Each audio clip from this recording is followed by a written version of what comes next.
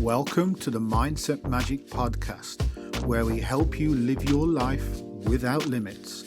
Now, it's over to your host, the self-doubt coach, Darren Danks. Hello. So, today I want to talk about imposter syndrome. So, when we have imposter syndrome, it can suck. It can be terrible. It feels like we have no control over it. But let me let you into a little secret. Imposter syndrome does not take your power away. You choose to give it away. Now, I know this is something that you don't want to hear and you probably don't want to admit to, but it's true. We can only lose our power when we choose to give it away. And sometimes the choice to give it away isn't even, do you know what? I'm going to give you my power today. You can give it away by not fighting for it. I'll let that sink in for a little tiny bit. I shall put you on hold while he does. And we're back. So, did that sink in? We choose to give our power away. And as much as we want to go, no, of course I don't. I didn't choose to do this. But you did. It's like when people are described as complicit in a crime because they allowed it to happen. And this is exactly what happens when we start to experience imposter syndrome. We allow it to happen. We choose to compare ourselves to someone else. We choose to do this. We choose to do that. And it all leads to experience that imposter syndrome. And then we feel powerless to fight against it. And I've got 3 little tips, steps, hints, whatever you want to see it as, today to help you to push through these feelings of imposter syndrome. So, number 1, the first step is to recognize what's happening. So step 1 is recognize. This means being brutally honest with yourself. It's no use telling yourself, it's okay, I'm okay, don't worry, because that's not going to get you moving forward. All it's going to do is either hold you back or actually get you moving backwards. And we don't want that, do we? We want to be moving forward. We want to be moving towards our success. We want to be moving towards making money and being happy. So don't just tell yourself, and this is a very British thing, it's okay, I'm okay. How are you today? I'm okay. And inside you're thinking, I feel like poo. But you don't want to admit it to someone.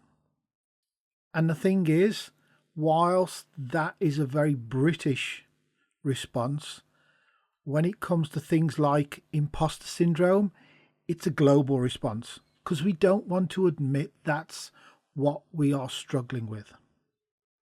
So the first step, and it's a very, very, very important step, and that's to recognize that you are actually struggling with imposter syndrome.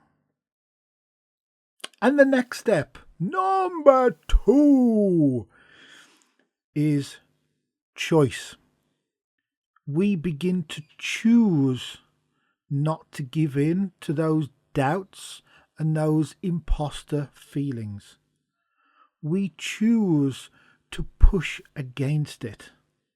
Imagine when you're in a queue, right? You're in a queue and someone keeps gently pushing you or prodding you. It's almost like they're trying to push you out the way. And what do? You kind of push back. You don't allow them to push you out the way, do you? You fight against that influence from them. And this is exactly what we need to do to push against imposter syndrome. We choose to push against it. We choose to fight back. We choose to think, I'm not allowing this. I'm better than this. And you can't do this to me because I have the power and I have the control. So screw you. I'm not going to listen to you. Thoughts of imposters gone past and whatever you want to call it. But you're going to fight against it. You push back against those feelings. So this is where you choose. This is where you have that choice to push back against those imposter feelings. And then the final, third step I want to talk about today is replace. Replace those doubts and those imposter thoughts with statements of fact.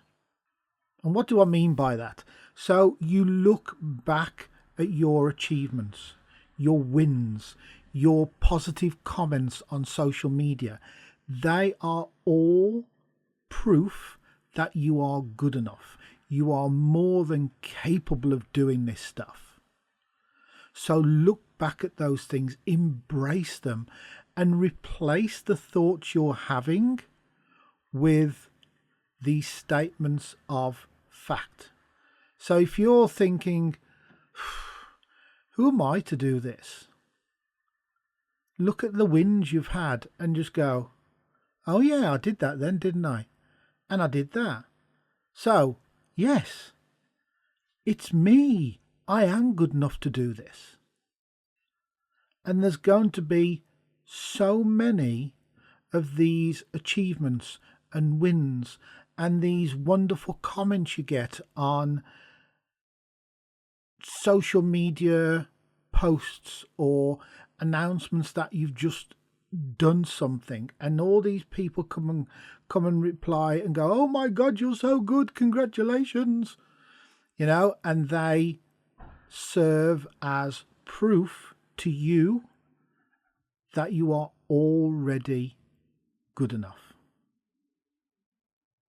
And what I want you to do is think about those achievements and imagine they're in the gold position on the winner's podium, because that's where they belong, and that's also where you belong. You are more than good enough to be in that gold position on that podium, getting sprayed with champagne or spraying the crowd with champagne, whichever you want to imagine. But you are more than good enough to do this. So there are 3 tips, techniques to actually get you to a place where you are believing in yourself far more and you are doubting yourself far less. And I know these things can sometimes feel hard to do, especially when imposter syndrome is really kind of settled in. And this is why I'm here. This is why I'm here as the self-doubt coach, as a mindset coach, to help you along that journey, to encourage you, to push you, to keep you accountable, and to remind you of your own greatness.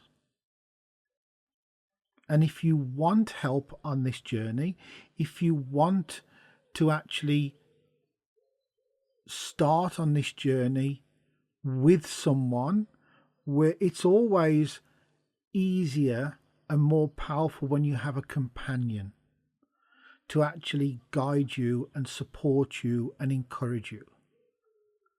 So get in touch either with me on social media or via my website, and let's have a chat how we can work together.